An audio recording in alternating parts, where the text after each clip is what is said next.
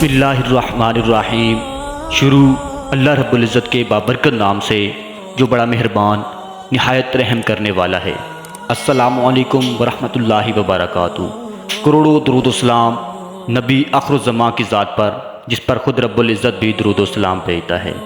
ناظرین کرام، آج کی اس ویڈیو میں آپ حضرات کے سامنے ابراہہ کا کلیسا کو بیت اللہ سے تشبیہ دینا اور مسلمانوں کو حج کے لیے اس میں جانے کی ترغیب دینا اور پھر اللہ تعالیٰ کی طرف سے اس کا انجام بیان کروں گا۔ تو آپ لوگوں سے گزارش ہے کہ ویڈیو کو شروع سے لے کر آخر تک ضرور دیکھیے گا۔ ابراہہ یمن کا حکمران تھا۔ اس نے یمن میں ایک عالیشان کلیسا تعمیر کر کے یمن کے لوگوں میں یہ اعلان کرا دیا کہ آئندہ کوئی شخص حج کے لیے مکہ مکرمہ نہ جائے اور اسی کلیسا کو بیت اللہ سمجھے۔ اس اعلان سے عرب کے لوگوں میں غم و غصے کی لہر دوڑ گئی۔ پھر ان میں سے کسی شخص نے رات کے وقت اس کلیسا میں جا کر گندگی پھیلا دی۔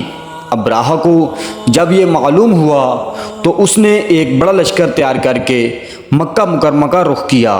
رستے میں عرب کے کئی قبیلوں نے اسے روکنے کی کوشش کی، لیکن ابراہہ کے لشکر کے ہاتھوں انہیں شکست ہوئی۔ آخرکار یہ لشکر مکہ مکرمہ کے قریب ایک جگہ پہنچ گیا۔ اگلی صبح جب اس نے بیت اللہ کی طرف بڑھنا چاہا تو اس کے ہاتھی نے آگے بڑھنے سے انکار کر دیا۔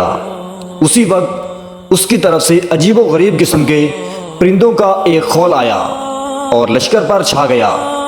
ہر پرندے کی چونچ میں 3 کنکر تھے جو انہوں نے لشکر کے لوگوں پر برسانے شروع کر دیے۔ ان کنکروں نے لشکر کے لوگوں کے جسموں کو چیر کر رکھ دیا۔ یہ عذاب دیکھ کر سارے ہاتھی بھاگ کھڑے ہوئے۔ لشکر کے سپاہیوں میں سے کچھ وہیں ہلاک ہو گئے اور کچھ جو بھاگ نکلے وہ رستے میں مر گئے۔ ابراہہ کے جسم میں ایسا زہر سرایت کر گیا کہ اس کا ایک ایک جوڑ گل سڑ کر گرنے لگا۔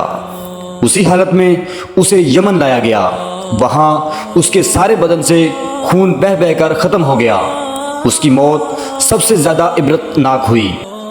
اس کے 2 ہاتھی بان مکہ مکرمہ میں رہ گئے تھے جو اپاہج اور اندھے ہو گئے۔ اس طرح اللہ پاک نے اپنے گھر کی حفاظت فرمائی اور طاقت پر غرور کرنے والوں کو سزا کا مزہ چکھایا۔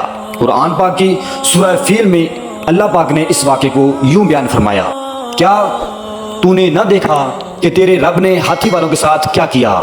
کیا ان کے مکر کو بیکار نہیں کر دیا اور ان پر پرندوں کے جھنڈ بھیج دیے جو انہیں مٹی اور پتھر کی کنکریاں مار رہے تھے، بس انہیں کھائے ہوئے بھوسے کی طرح کر دیا۔